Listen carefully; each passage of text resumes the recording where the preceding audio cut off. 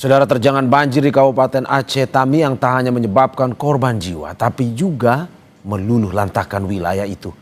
Menyebabkan kerusakan rumah warga, fasilitas umum termasuk sejumlah kendaraan rusak terseret banjir. Visual yang Anda saksikan ini adalah kawasan Kuala Simpang, Aceh Tamiang yang luluh lantak usai diterjang banjir pada Rabu dini hari. Tak hanya kerusakan rumah, sejumlah mobil terseret banjir terdapat di sejumlah ruas jalan. Tak hanya mobil pribadi, truk tangki juga ikut terseret banjir. Aceh Tamiang adalah salah satu wilayah yang sempat terisolasi akibat tingginya banjir dari wilayah Langkat, Sumatera Utara dan akses jalan yang terputus menuju Banda Aceh.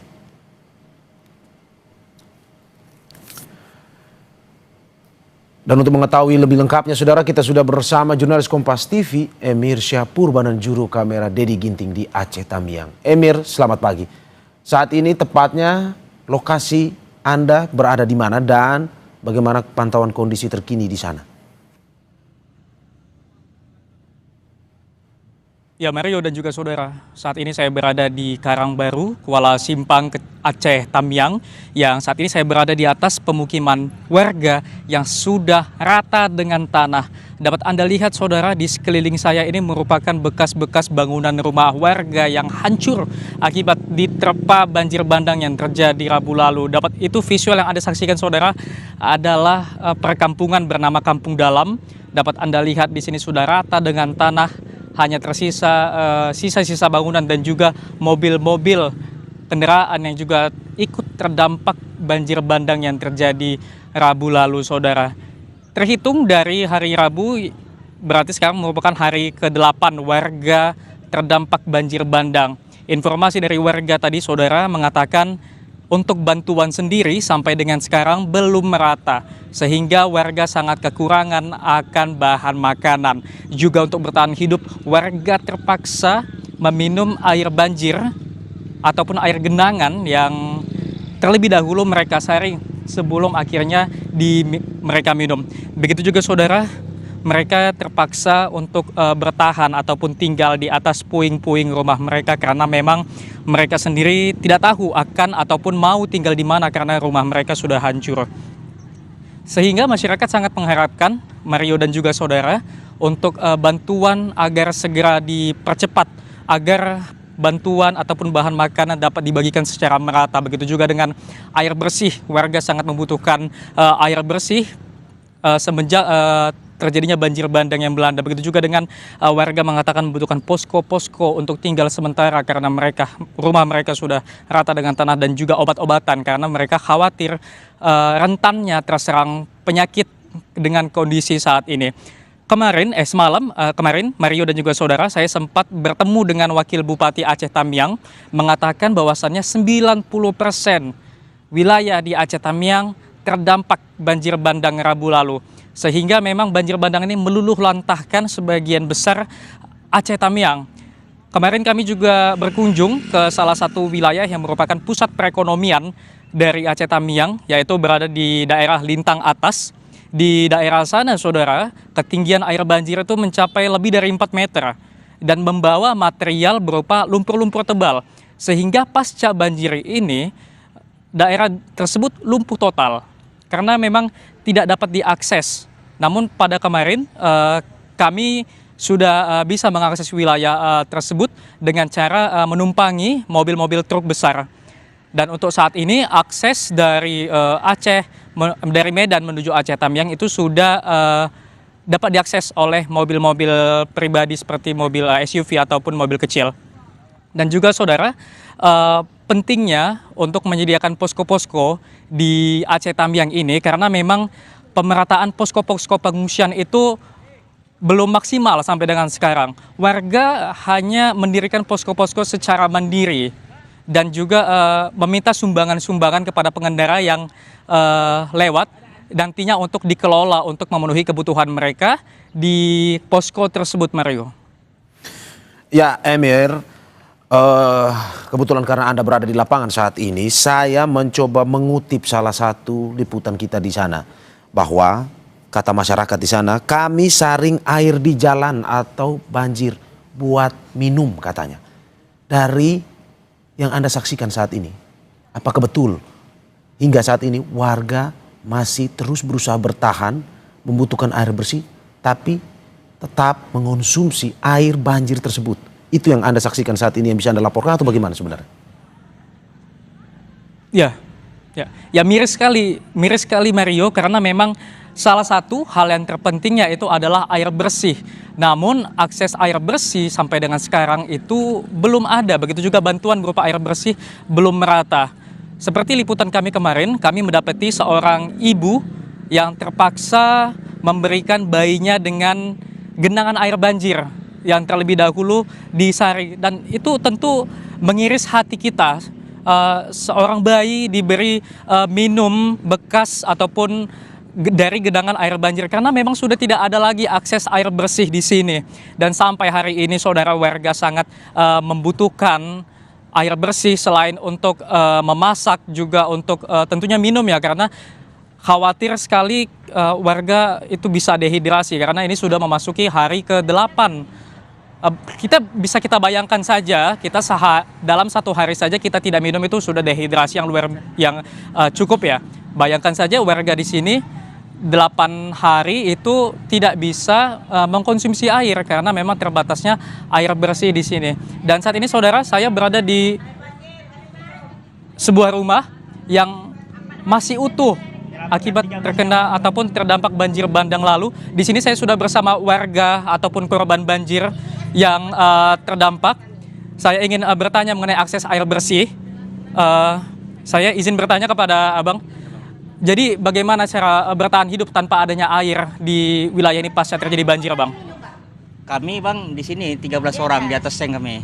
Itulah kami jadi minum air lumpur inilah yang kami minum. Ini Angga, Oh ya. sepupu saya. Jadi Bang Angga, lalu setelah bertahan di atas seng ini berapa lama Bang sampai dengan airnya surut? Di atas seng 4 hari 3 malam. 3 hari 4 malam.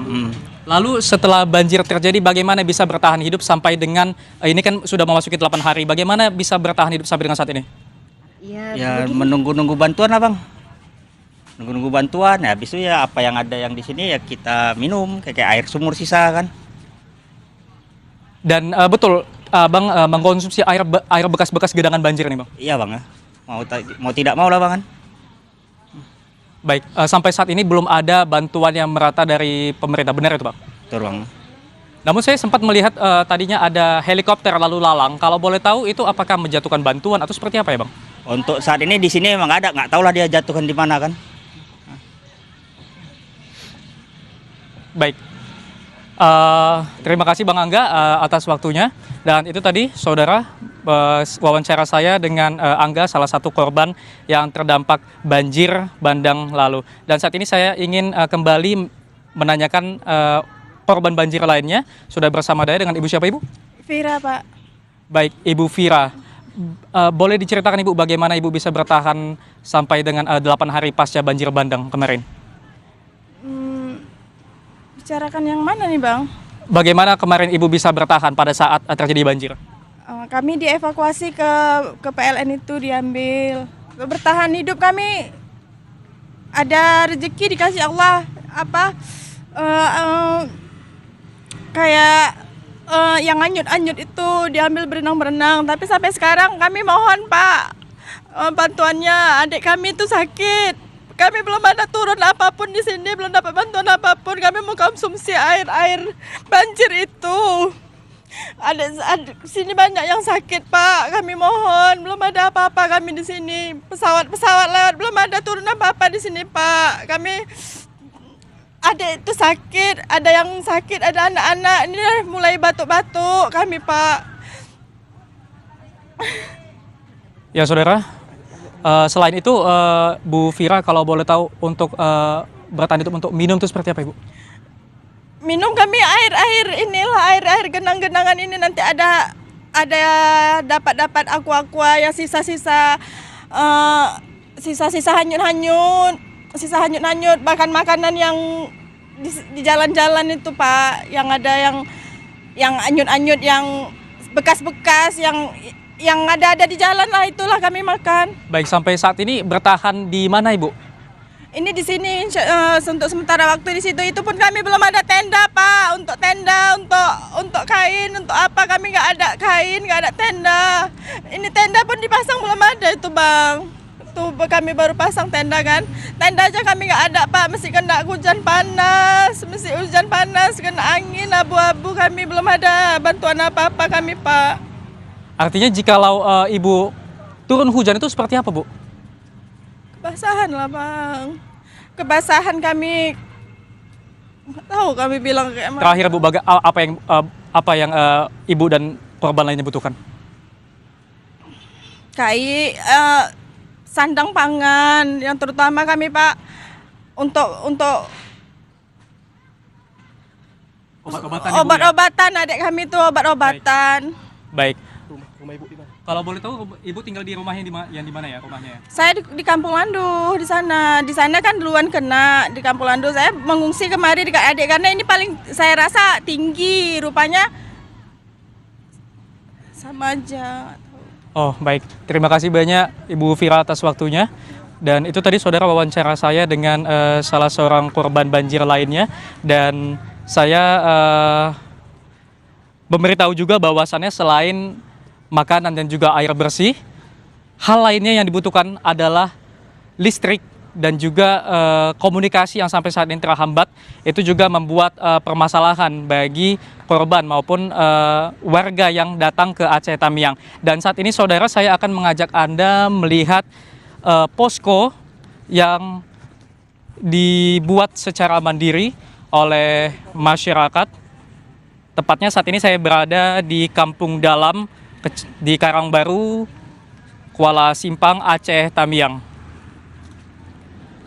Nah, ini dia saudara, visual yang Anda saksikan merupakan posko yang didirikan masyarakat secara mandiri. Posko ini yang diharapkan warga dapat melindungi mereka dari panas dan juga dari hujan yang akan menerpa nantinya, karena memang untuk rumah tinggal mereka sudah rata dengan tanah setelah dilanda banjir bandang yang terjadi Rabu lalu. Dan dapat Anda saksikan saudara, di sini korban-korban banjir berkumpul untuk mengisi daya alat komunikasi mereka berupa handphone ataupun smartphone, karena memang kita tim liputan dari Kompas TV datang ke lokasi dengan membawa mobil SNG ataupun mobil satelit yang memiliki daya listrik. Dan dapat Anda lihat di sini saudara, merupakan warga ataupun korban banjir di Aceh Tamiang yang berkumpul siang hari ini saudara.